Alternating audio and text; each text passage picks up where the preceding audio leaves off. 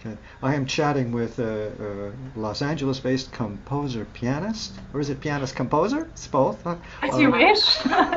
I think composer pianist because Sure. we are going to be speaking about two of your most recent CDs. One that came out in 2017, the other just recently in 2018.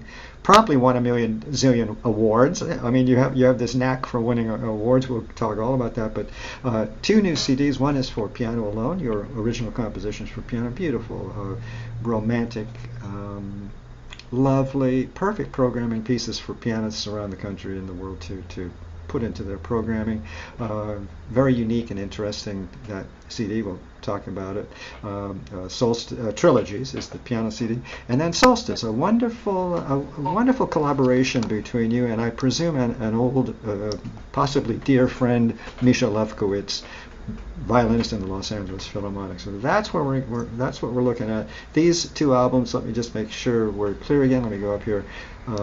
Are trilogies, 2017.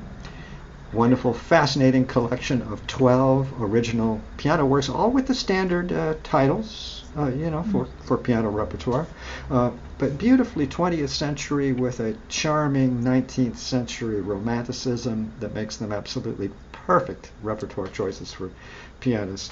Award-winning 2017 album uh, uh, by yourself, a current of, as I mentioned earlier, old world tension and modern angst. I mean, that's in the program. Wonderful. Winner Album of the Year, Indie Music Channel Awards winner, silver medal, Best Composition, Best Composer, and Best Classical Album. Global Music Awards. It goes on. Winner, Best Instrumental Album. Is it Clusine International Music Awards in France? Nominated for Best Classical Album at the Independent Music Awards. In other words, you don't fool around. This is about what is this, your eighth or ninth CD? Let's talk about your history of producing. And by the way, are these self-produced, these two? I'm curious. They are self-produced, Yes. yes. From your studio, yes? Yes, Tell exactly. us about the studio. Tell us about producing these CDs, and where you are in the count now, and of course why. You're in Los Angeles. We all know the answer, Why? but we Yes, want to ask. the question is why, especially in an age where albums don't sell any longer, even digital downloads are no longer really a source of revenue for artists. We're left with just streaming. And so the why of why we do this, why we still are compelled to create music and attempt to sell it, um, it's just the creative urge that's irresistible. I feel that I am only whole if I spend time composing. I feel as though I must do this creative task. So um, I would like to, really sell my albums, but even if they don't sell, even if no one hears a word of what I have to speak musically, I need to produce it. So that's the why. And I think that I even have a duty in terms of posterity. Recording my music is something that I think is important because as a composer, it's the best way for me to ensure that my creative vision is properly recorded. Often when I teach, I work with my students and debate or consider what a composer could have meant. And we have no recordings going, Mhm. back more than 120 years. So it's very difficult to imagine what Beethoven wanted, to imagine what Chopin may have wanted. When we reach Rachmaninoff, something very interesting happens. And we actually have some recordings of Rachmaninoff himself playing his own music. And I think it's so critical to consider those recordings as part of our interpretive decisions when we interpret Absolutely. Rachmaninoff today. And we know that there's a cultural push to hear Rachmaninoff a certain way today. 100 years after the fact, we have our own cultural preferences. But we can inform our interpretations based on what we hear him doing in his recordings, which often portray very different tempi, very different voicing decisions, and I think it's worth hearing. So in my case, when I'm recording my own music, it's to ensure that I have recorded my own vision in terms of how the music ought to sound in my head. And it doesn't mean that others interpreting it differently are wrong, but I wish to have my ideal recorded anyway. Absolutely, you could not have put it more clearly or plainly. And I was immediately reminded of a recording by Satie, who also was captured in the beginning of the recording age, and Yes. it was a complete revelation. I had no idea that he approached that. I've forgotten what the work was, but one of the Gimno Pedi or something like that, and it was a much faster clip than I had ever heard other pianists play. You know how we do get stuck in a rut. I'm thinking of the Baroque repertoire. Yes. The 40s and 50s were not good to the Baroque repertoire. It became a romanticized, heavy-duty, huge orchestra interpretation of Baroque music, and then finally we began to be a little better educated about these things. And in terms of legacy,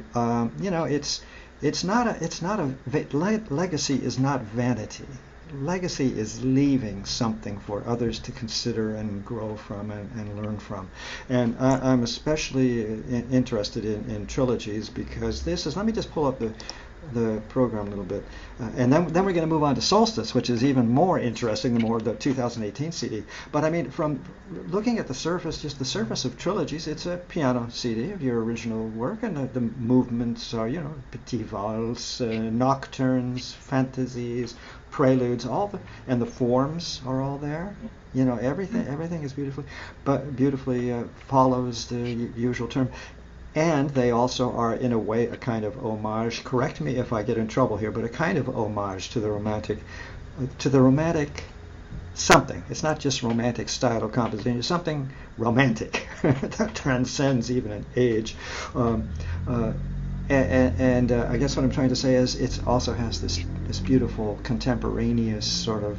There are some wonderful use of harmonies that are contemporary harmonies. So nothing crazy, nothing to get us out of this wonderful mood. Tell me how do you conceive music? You write a lot of music, but for example, in the case of Solstice, and then we'll move on. In trilogies, the piano CD.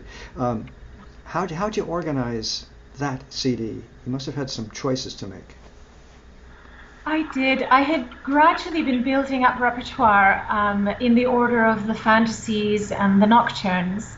And I had a couple of preludes, and I had been writing loosely around the romantic forms for a long time. So I had been building up some repertoire, and I realized I was not far from having 3 of each of these styles, and I thought, that must become an album in itself. So it was just coincidence. I'd built up the repertoire, and slowly it dawned on me that I had almost everything I needed to put together another album. So it was coincidence. I will surely do this again, however, because it gives a really nice structure to a CD, while, as you say, paying homage to the beauty of romanticism as a genre. And also you have created with these pieces, I believe there are 9 piano pieces that we talked about off camera. These are gorgeous, beautiful pieces of repertoire that pianists should have a look at. Everybody's always hunting for repertoire, for something new and fresh, and then they say, that's too contemporary, or the audience might like it. These pieces are gorgeous. I mean, just pure and simple, gorgeous. There is no way that an audience would not be moved by them. So this is what we'll do. By the way, we'll put up the interview and my comments on these 2 CDs up at performingartsreview.net. It's got all the info to let people buy the CDs and so on. And you mentioned a very interesting point. It's really not about selling CDs at all, really. But CDs make a lovely calling card. A rather expensive calling card, but still. Most expensive one you'll ever buy, for sure. But how else can a musician express whom she is without something in that format? So yes, I agree. Sometimes I look at this whole situation with CDs and so on. We all know that I don't have room anymore. Pretty soon I'm going to run out of space, period, let alone just keeping it on. And in your case, remember, I received your 2 CDs electronically. That's all wonderful. But the need is going to always be there, sort of like writing a novel. And the music is always going to be of interest. And I've been doing this for a couple of years now, reviewing artists all over the world who put out CDs. And there's a silly thing going on, which is to say that if a CD is over 2 or 3 years old, it's somehow of no worth at all, whatever, and that's crazy, is it not? You have, for example, how many CDs are you? What's your count just now? And then I'll ask you later about what's coming up. Yeah, Trilogies was my third piano solo album.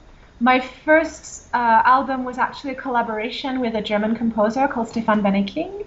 Interesting. So we sort of collaborated on that, where he wrote sections, and as I was learning the pieces to record them, I would make edits and we'd go back and forth. So that was really a collaborative effort. Yeah. And then I produced two albums of completely my own compositions. My second piano solo album is Celebrations and Commemoration. I composed everything, but I only performed about half the repertoire. The other half was performed and recorded by a Spanish pianist, Carlos Marquez. And then Trilogies was beginning to end, top to bottom, entirely my own work, my own recording. Along the way, I was featured on several other albums that were compilation albums of multiple artists, or that were albums that Misha Lefkowitz put out of his own playing and featured my music alongside other amazing composers that I'm honored to stand by. Solstice is my fourth album, and that one is exclusively a project that I put together with Misha, who's been a very dear friend now for many years. We met about 4 years ago, and that story is a bit interesting. It was a concert in which I was attending the premiere of one of my own works by a pianist here in LA. And during intermission of that concert, I was approached by many people who wanted to congratulate me on my premiere.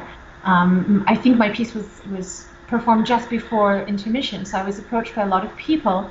And among them, a man I didn't know who did not introduce himself. He just spoke with me and sort of asked the common questions that audience members ask frequently about how you compose and what you're passionate about.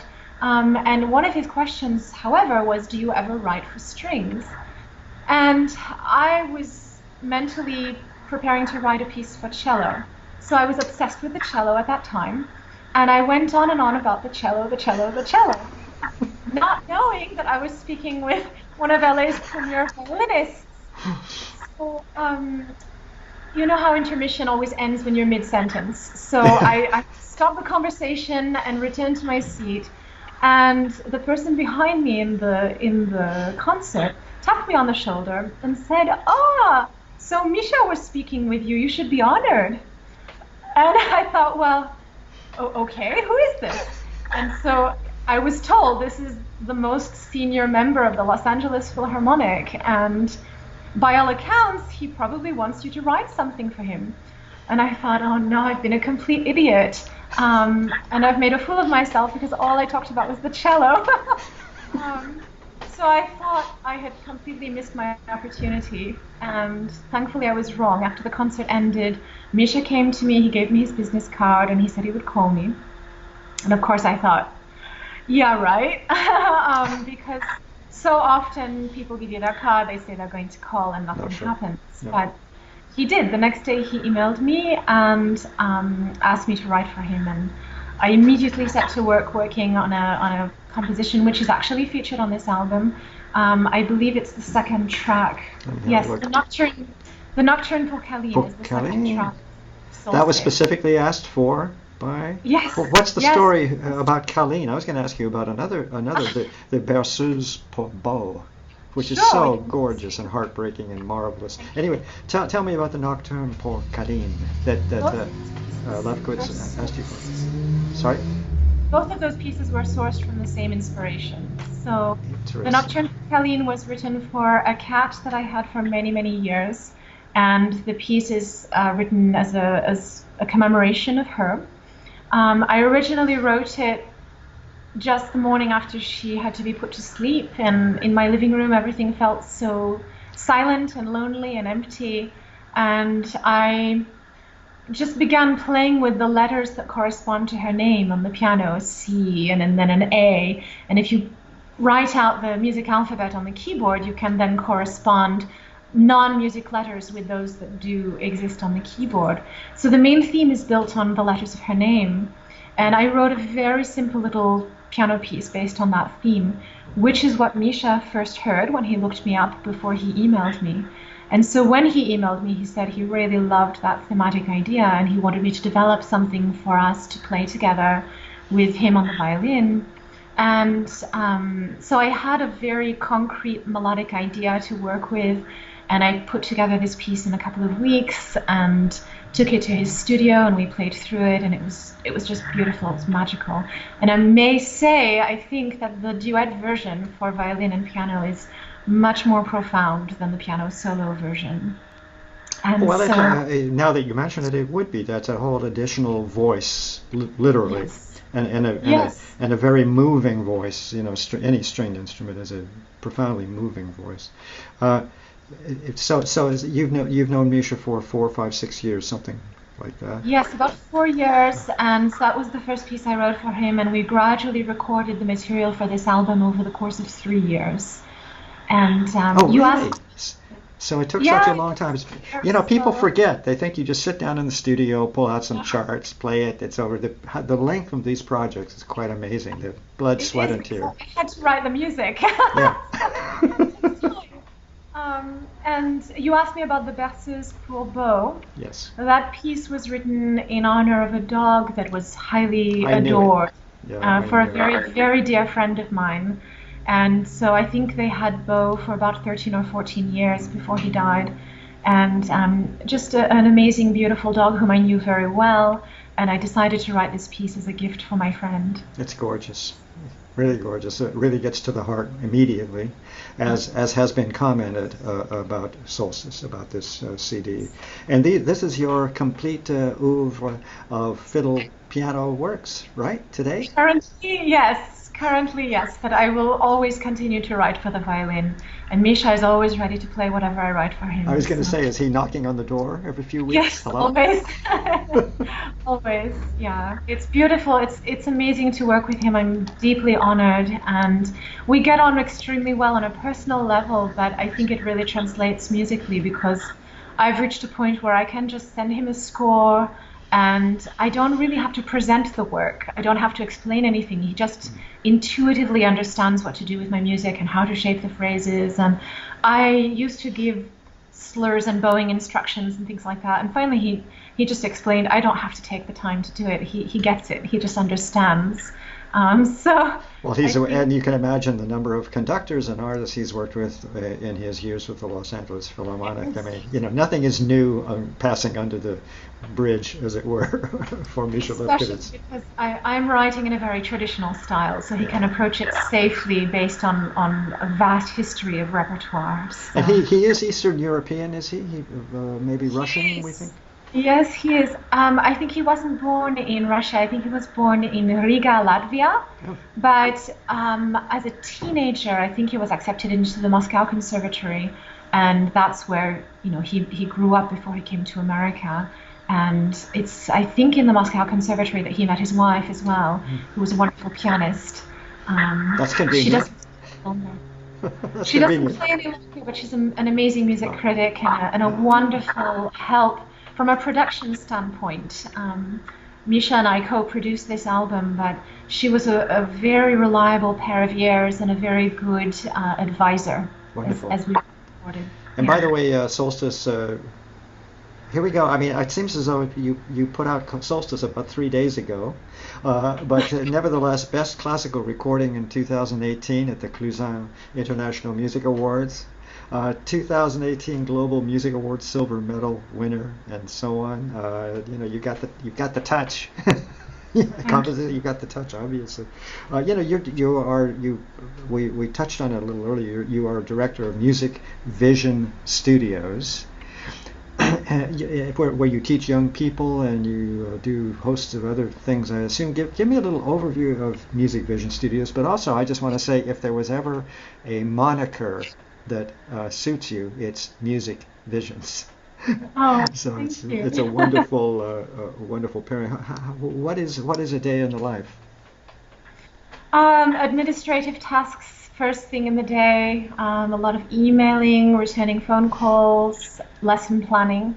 And then I teach in the afternoons, and then dinner, exercise, and composition at the end of the day. So I often sit down to compose at about 10 p.m., Ah, which is why so many of my pieces are nocturnal, fixated on the night and interesting. fixated on lack of sleep and loss of sleep, because it's the state I'm in when I'm writing.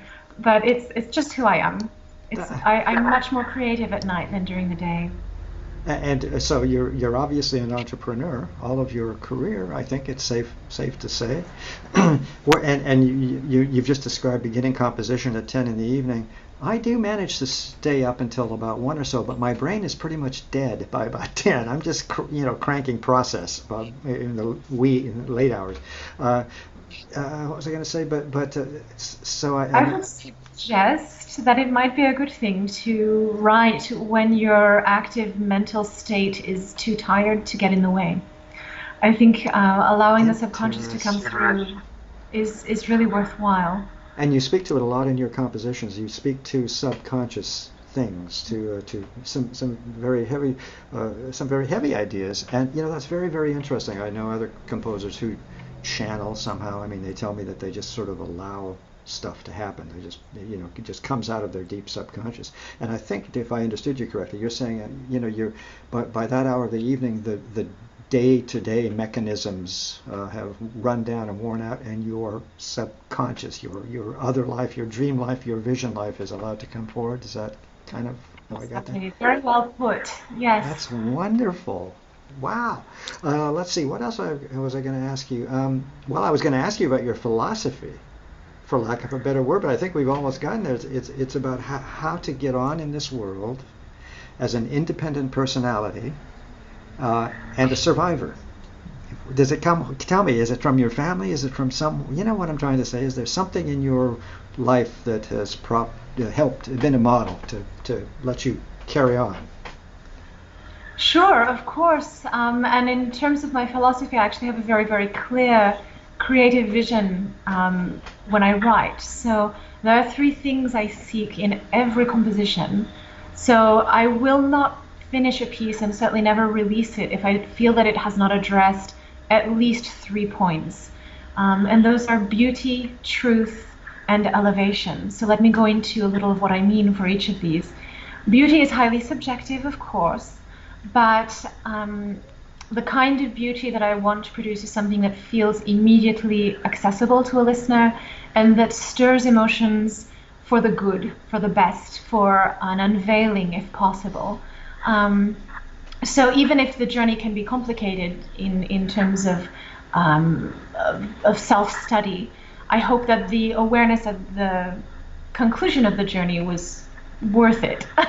So a sense of beauty in self-discovery and an immediate appreciation for the world and connection to what's around you. My concept of truth is not one of great metaphysical proportions. It's just a sense of honest, authentic representation of who I am as a person in my life, as a composer. So I only hope that people who hear that can relate to it and feel that authenticity relate in their lives as well. And finally, the concept of elevation. This is something that I feel very strongly about as an artist. Independently of making music, I think that creators have a duty to elevate those around them.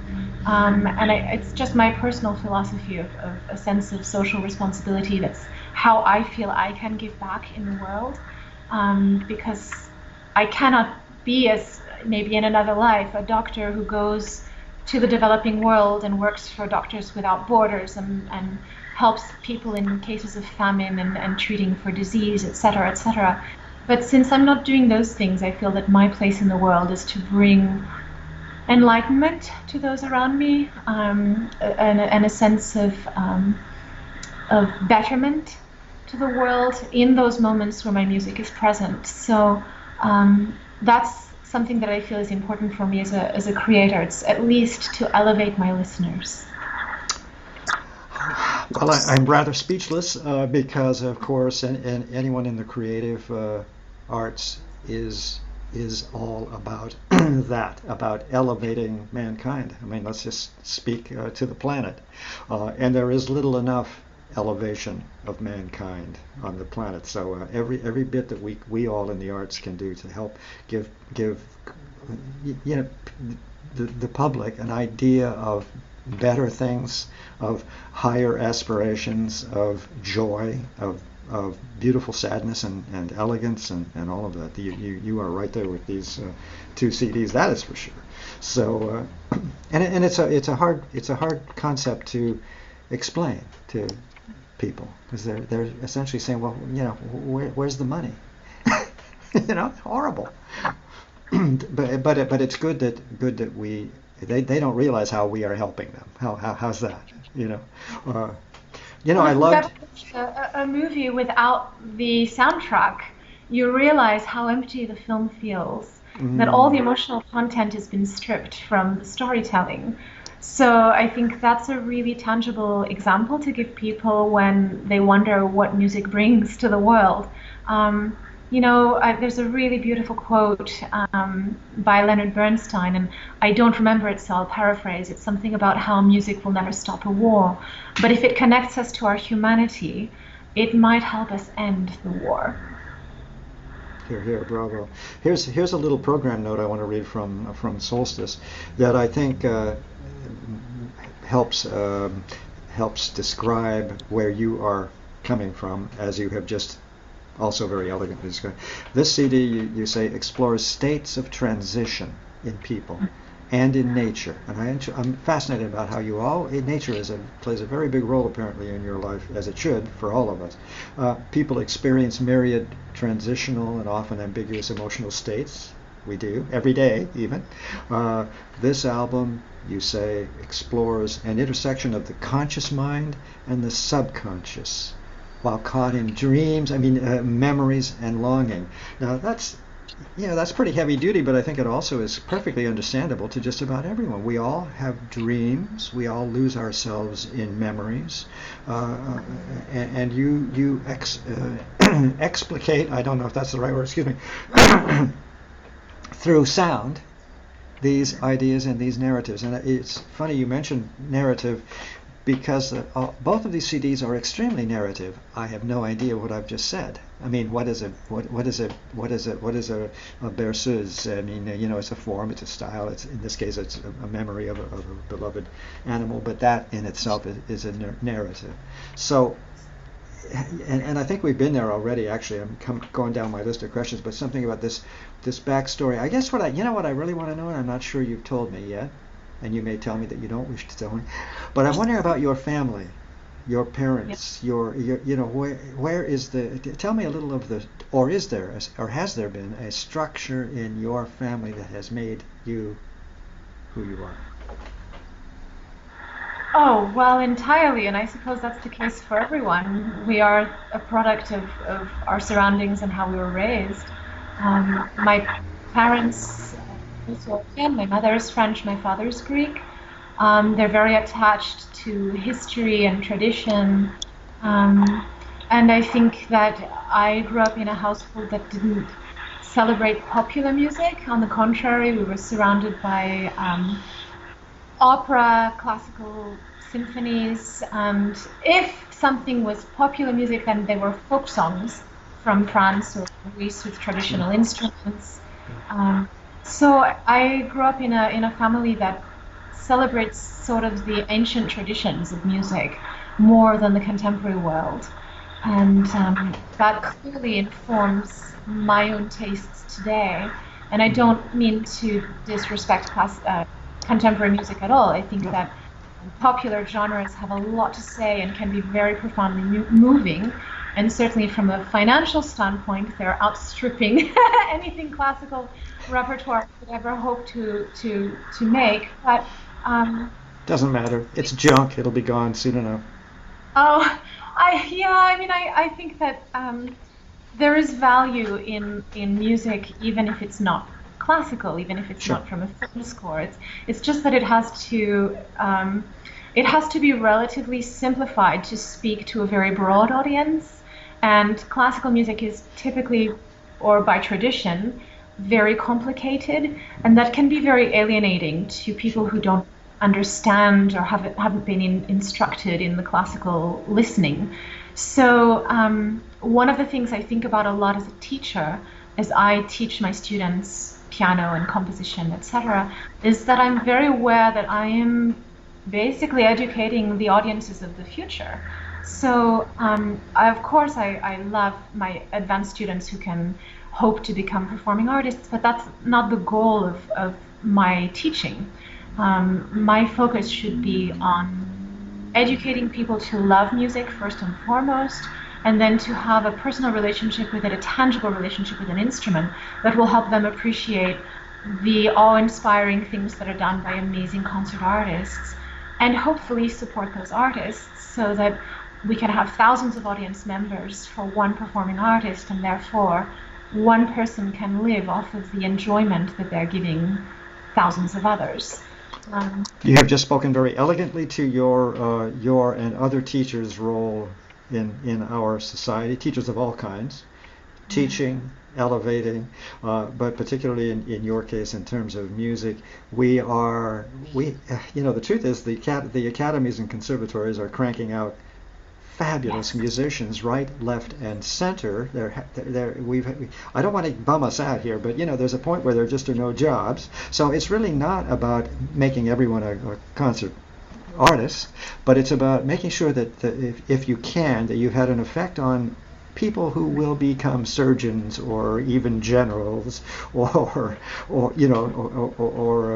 historians, so that they have a broad appreciation and interest in this highness, this beautiful elevating thing called music. And music and sound is probably one of the most invasive art forms. You can't the brain really can't get around it. You can't walk away from a painting. You can walk away from a painting or close a book, but music is there. It gets right into the hypothalamus or something.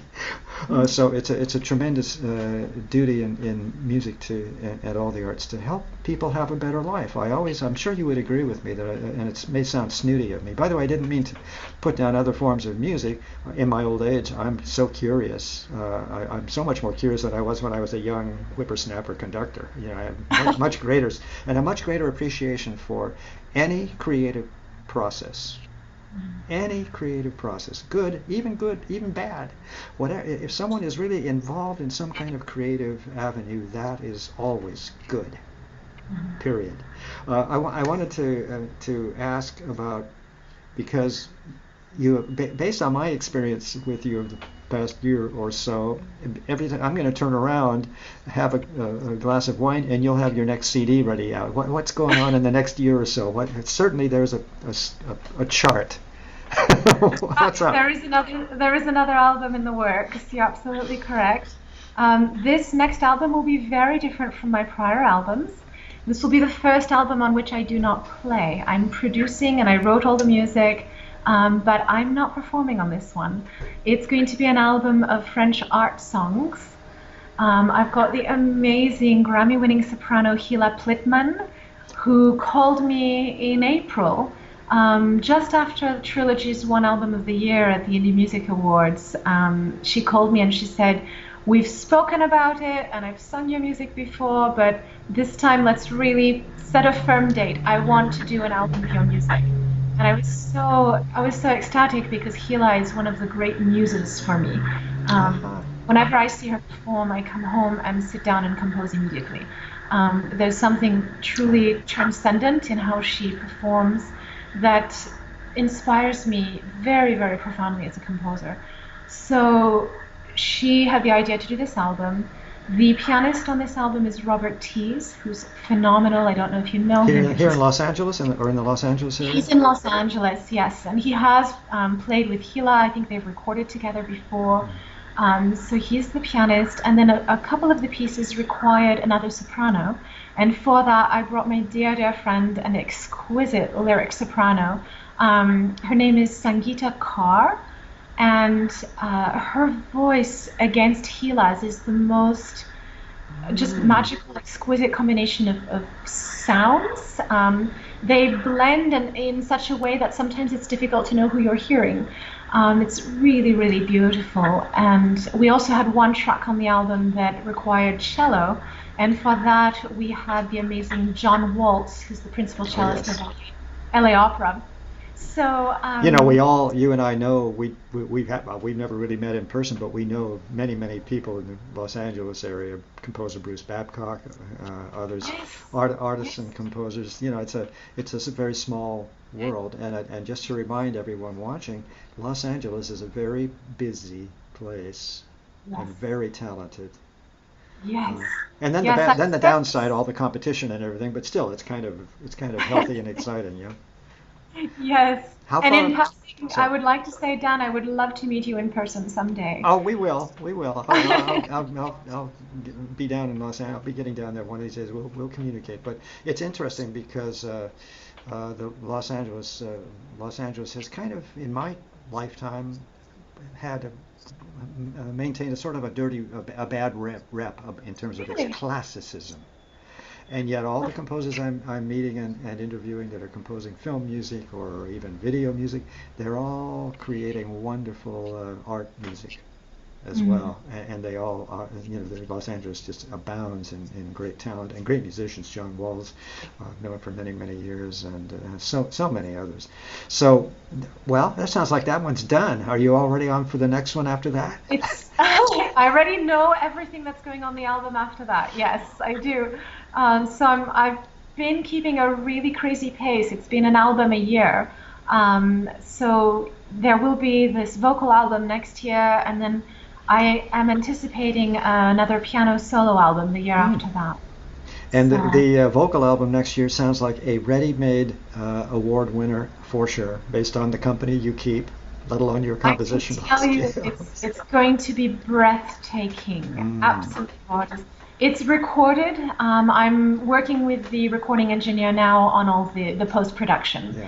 And so then we have to plan the release, etc. So it may be 6 more months before it's out, but Yeah. yeah, I'm so excited for that album. And it is a complicated process, just to remind all of those watching. You just don't say, hey, boys and girls, let's go sit in the studio and turn on the microphones. No. Lots and lots of preparation, lots of finding funding, and so on.